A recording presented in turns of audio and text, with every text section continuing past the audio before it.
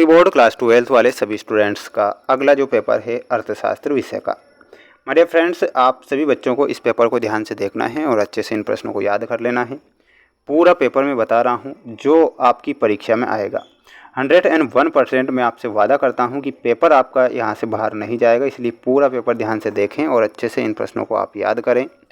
प्यारे विद्यार्थियों, 95% जो पेपर है आपका बाहर नहीं जाने दूंगा, इसलिए जो पेपर मैं लेकर आ रहा हूँ उन पेपर को ध्यान से देखें। हमारे इसी चैनल के द्वारा नोट्स के माध्यम से डेली लाइव क्लासें भी चल रही है वार्षिक परीक्षा के लिए, तो आप उन में ज़रूर जुड़ें। और नोट्स भी हम पीडीएफ के थ्रू आपको उपलब्ध करवा रहे हैं। पीडीएफ कहाँ पर मिलते हैं? पीडीएफ हमारे ऐप पर मिलेंगे। ऐप का नाम है मेंस एजुकेशन ऐप।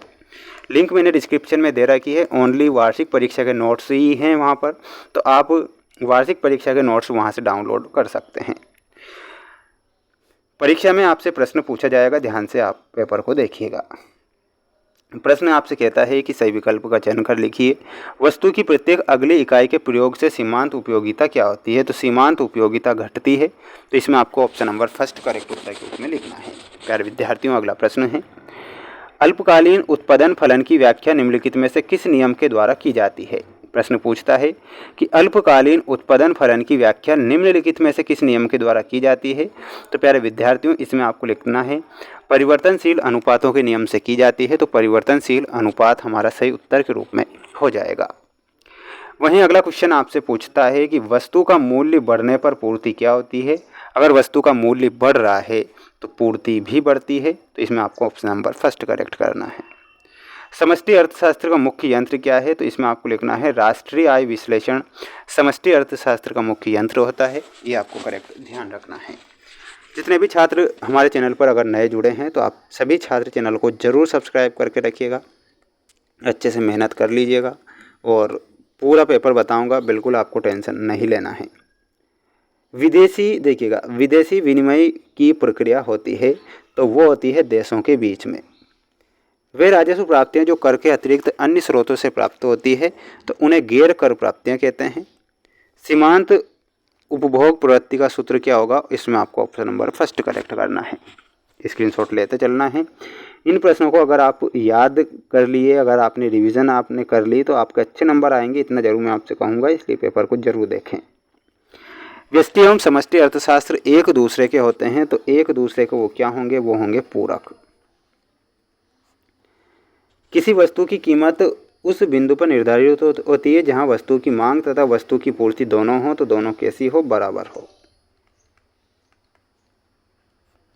कृषि को अर्थव्यवस्था के किस क्षेत्र में शामिल किया गया है? तो इसमें आपको लिखना है प्राथमिक क्षेत्र में। कौन से क्षेत्र में शामिल किया गया है? तो आपको यहाँ पर प्राथमिक लिखना है। ठीक है। हमारे देश में पत्र मुद्रा निर्गमन का अधिकार किसके पास होता है? इसमें आपको आरबीआई लिखना है। किन्स का आय एवं रोजगार सिद्धांत कालीन है, तो वो कैसा कालीन है? अल्पकालीन। मूल बिंदु पर नतोदर होती है, तो इसमें आपको क्या लिखना है? उत्पादन संभावना वक्र लिख लीजिए। उत्पादन संभावना वक्र। ठीक है। अगला प्रश्न देखिएगा। अगला प्रश्न है जिसमें आपको सत्य असत्य वाले प्रश्न दिए गए हैं। उपयोगिता व्यक्तिगत होती है। प्यारे विद्यार्थियों, ये बिल्कुल हमारा सत्य है। सीमांत उपयोगिता ऋणात्मक भी हो सकती है। स्टॉक समय के एक निश्चित बिंदु पर मापी गई मात्रा है, ये बिल्कुल सत्य है। इसके बाद में हमारा 6 नंबर का क्वेश्चन देखिएगा। भुगतान संतुलन सदैव संतुलित रहता है, बिल्कुल सत्य है। 3 प्रश्न यहाँ पर असत्य दिए गए हैं। अब आप स्क्रीनशॉट ले लीजिए और पढ़ लीजिए इन प्रश्नों को। जोड़ी आप देखिएगा, ये जोड़ी रहेगी आपकी परीक्षा में और आपको ध्यान से देखना है। कुल उत्पादन, इसमें आपको मिलाना है वस्तुएं एवं सेवाओं की कुल मात्रा, ऑप्शन नंबर डी से। साधन के प्रतिफल का नियम, इसमें ऑप्शन नंबर एफ से मिलाना है। सीमांत उत्पादन, ऑप्शन नंबर बी अतिरिक्त उत्पादन। एक पक्षीय प्रकृति में हमारा सही उत्तर हो जाएगा ऑप्शन नंबर ए हस्तांतरण आय। उत्पादक द्वारा यंत्रों का उपयोग में ऑप्शन नंबर सी से मिलाना है अंतिम वस्तुएं। और बढ़ई द्वारा लकड़ी का उपयोग में आपको लिखाना है मध्यवर्ती वस्तुएं। ये आपकी जोड़ी कंप्लीट है। एक वाक्य में उत्तर दीजिए वाले प्रश्न हैं जो आपको याद करना है। जब सीमांत उपयोगिता शून्य होती है तब कुल उपयोगिता कितनी होगी, तो कुल उपयोगिता अधिकतम होती है। तो इसमें आपको क्या लिखना है, अधिकतम।